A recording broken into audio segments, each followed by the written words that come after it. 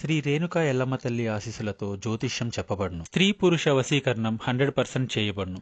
మీ ముఖము, ఫోటో, చేయి, పేరు, వయస్సు, గోత్రం వాట్సాప్ చేయండి. దూర ప్రాంతాలలో ఉన్నవారికి ఒకే ఒక్క ఫోన్ ద్వారా వెంటనే పరిష్కారం చెప్పబడును. ప్రేమ, పెళ్లి, ఉద్యోగం, రాజకీయం, విదేశీ ప్రయాణం, ధనం నిలకడలేకపోవడం, భార్యాభర్తల మధ్య గొడవలు, ఆస్తి తగాదాలు, అప్పుల బాధలు, స్త్రీ పురుషుల ఎటువంటి గుప్త సమస్యలకైనా రోజులలోనే పరిష్కారం చూపబడును. గురూజీ లక్ష్మణ్ గారు. Phone number 9391999512. ఇద్దరు మనుషుల వలన మీకు జరగబోయేదేది వాళ్ళని ఎంతగా నమ్ముతారు, వారు మాత్రం అంత తక్కువగా మిమ్మల్ని నమ్ముతున్నారు. అందుకే కొన్ని ఇబ్బందులు వస్తాయి. ఏదైతే సాధించాలనుకుంటున్నారో అది ముందుకు వెళ్లకుండా అక్కడే ఆగిపోవడం జరుగుతుంది. ఈ రోజు వీరికి మంచి రోజు, కానీ ఇప్పటి నుంచి కష్టాలు, నష్టాలు అనేవి మూకుమ్మడిగా భాగంగా రాబోతున్నాయి. కష్టాలు, నష్టాలు జీవితంలో ఒక భాగం కదండి. ఇప్పటి వరకు కష్టాలు ఎదుర్కొన్నారు, ఇబ్బందులు ఎదుర్కొన్నారు, ఓర్పుతో, చిరునవ్వుతో సాగారు, అనుకున్న విషయాలు సాధించి ముందుకు సాగారు. అయితే ఈ రోజున ఇటువంటి ఫలితాలు కలగబోతున్నాయి. ఏం జరగబోతుందో వీడియోలో చూసి తెలుసుకుందాం. ఆ ఇద్దరు మనుషులు ఎవరో కూడా తెలుసుకుందాము. వీడియో మీకు నచ్చితే తప్పకుండా ఒక చిన్న లైక్ అయితే చేసి మమ్మల్ని సపోర్ట్ చేయండి. ఇక ఆలస్యం ఎంత మాత్రమూ వద్దండి, వీడియోలోకి వచ్చేద్దాము. నిత్యము దైవాన్ని ఆరాధించడం ఈ రాశి వారికి చాలా ముఖ్యమైంది. ప్రతిరోజు దైవారాధన చేయండి.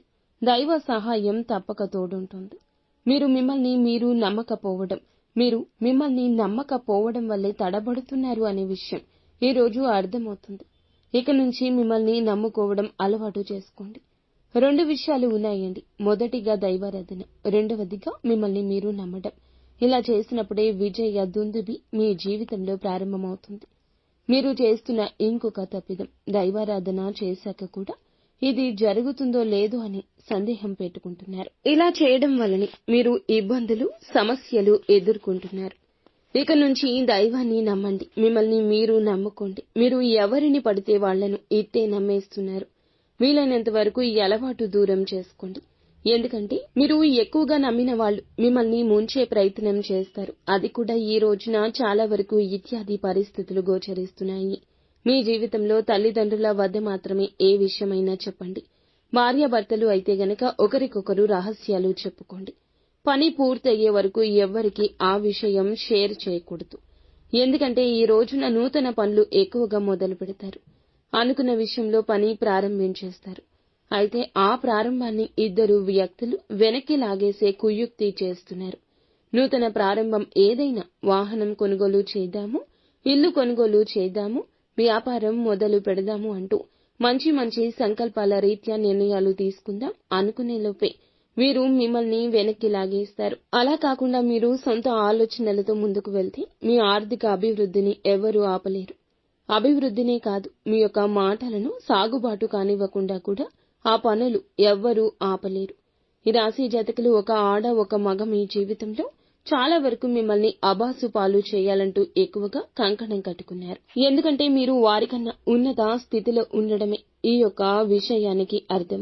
మీరు అర్థం చేసుకోండి, లేకపోతే చేసుకోలేకపోవచ్చు. కానీ వారు మీకన్నా కూడాను ఎత్తుగా ఉండాలనుకుంటున్నారు. మీరు ఎదుగుతుంటే సూటిపోటి మాటలతో మిమ్మల్ని కిందకు లాగుతున్నారు. మీ యొక్క మంచితనం వారికి ఏదైనా ఆటంకం ఏర్పరిచి ఉండొచ్చు.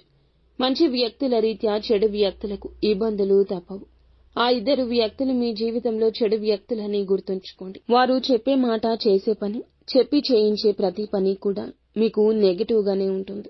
మనసుతో పెట్టి ఆలోచిస్తే వారు ఎవరు, వారు ఎందుకు మీకు ఇలా చెప్తున్నారు అనేది అర్థమవుతుంది.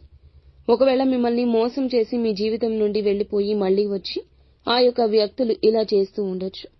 వారు ఎంత క్షమాపణ అడిగినా కూడా వాళ్లను మళ్లీ మీ జీవితంలోకి ఇక రానివ్వద్దు. ఎటువంటి సాయం చేయొద్దు, కనీసం కష్టాన్ని కూడా వినొద్దు. అన్ని అబద్ధాలే చెప్తారండి, అంతా మోసమే చేస్తారు. వారికి సాయం చేయొద్దు. మీరు యాక్టివ్గా ఉంటూ మీ పనులను చకచకా చేసుకోండి. గ్రహాలు అనుకూలంగా ఉన్నాయి అనే కారణంగా మీ పనులు వాటంతటా అవే అవుతాయని అనుకోవద్దు. కష్టపడండి, దేవుడు అనుగ్రహిస్తాడు. మీలో ఉన్న అలసత్వాన్ని విడిచిపెట్టండి. ఆ ఇద్దరు వ్యక్తులు ఫ్రెండ్స్ కావచ్చు, నమ్మిన వారు కావచ్చు, మీకు అవసరం వచ్చినప్పుడు మిమ్మల్ని వదిలి వెళ్లిపోయినవారు. తిరిగి ఇంటికి రావడం కావచ్చు. ఇప్పుడు మళ్ళీ మంచిగా ఉందని చెప్పి మీ దగ్గరకు రావచ్చు. వాళ్లపై కరుణ చూపించొద్దు. జీవితంలోకి వారిని మళ్లీ తీసుకుంటే ఈ రోజున మీతో మాట్లాడారు కదా అని చెప్పి పాత జ్ఞాపకాలు విడిచిపెడితే, వారితో స్నేహం మొదలు పెడితే ఇక అంతే సంగతులు. నిత్యము కూడా పరమశివుని ఆరాధన తప్పనిసరిగా చేసుకోండి. అంతా మంచే జరుగుతుంది.